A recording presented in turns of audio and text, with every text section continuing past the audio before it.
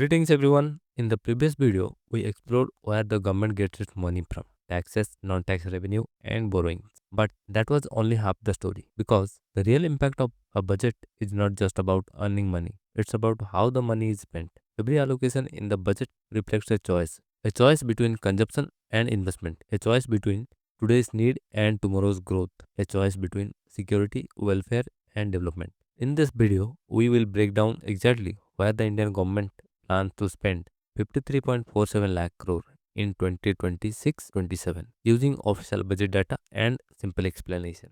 Let's begin the headline. For the financial year 2026-27, the central government total expenditure is estimated at 53.47 lakh crore. Now, pause here for a moment. 53.47 lakh crore is not just a number. It represents salaries of millions of employees, infrastructure projects across the country, defense preparedness, welfare schemes for vulnerable populations, interest payment on borrowings. In simple terms, this is the financial blueprint of governance for the year. This entire expenditure is divided into two broad categories. One, revenue expenditure. Two, capital expenditure. For revenue expenditure, government allocate 41.26 lakh crore. For capital expenditure, it's around 12.21 lakh crore. This distinction is critical. If you remember nothing else from this video, remember this. Revenue expenditure sustains the present. Capital expenditure builds the future. Revenue expenditure refers to recurring expenses that must be paid year after year. This includes government salaries, pensions, subsidies, interest payment, day-to-day administration. Think of revenue expenditure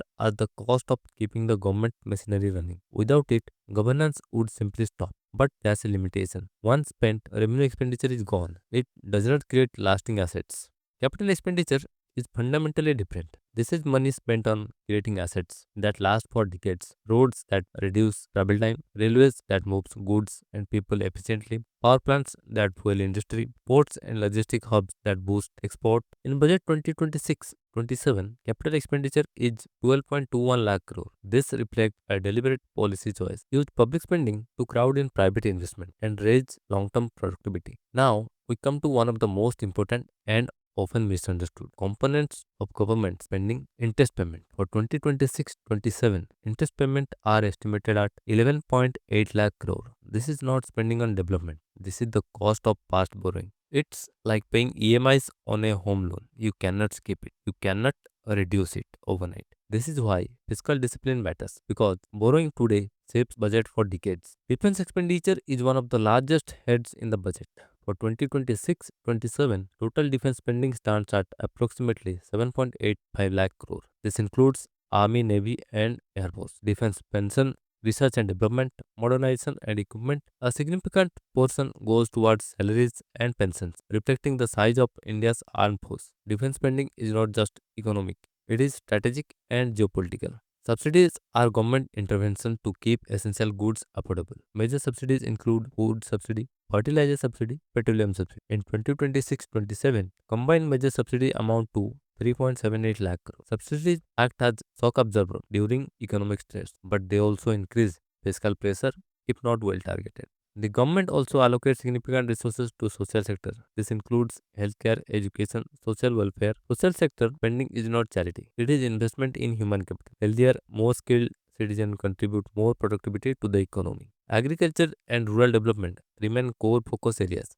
Spending here supports rural employment, irrigation and water security, farmer income support, rural infrastructure. Since a large population depends on agriculture, rural spending plays a crucial role in maintaining economic stability and demand. Infrastructure, where capital expenditure becomes visible on the ground. Roads, railways, power and logistic projects create employment, reduce business costs, improve competitiveness. This is why economists often describe capital expenditure as having a multiplier effect. 1 rupee spent generates more than 1 rupee of economic output. India is a federal country. For 2026-27, transfers to state and union territories are estimated at 12.02 lakh crore. These transfers ensure fiscal balance, state level development, localized governance. Without these transfers, state would struggle to fund essential services. So, who benefits from all this spending? Households benefit through services and subsidies. Businesses benefit from infrastructure and stability. State benefit through fiscal transfers. Government spending flows through the entire economy, touching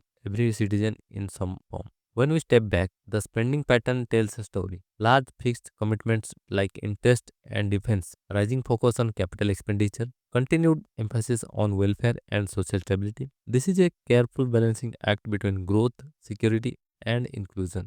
Let's conclude. Total expenditure at around 53.47 lakh. Revenue expenditure dominates, but capital expenditure is rising. Defense and interest payment are structural commitment. Infrastructure investment drives long-term growth. Understanding government spending helps us judge budgets beyond headlines. Now, I will leave you with a question. If you were designing the budget, where would you spend more? Defense, welfare, or infrastructure? Share your thoughts in the comments. In the next video, we'll break down sector-wise impact of budget 2026. Thank you for watching, and let's keep learning fact by fact.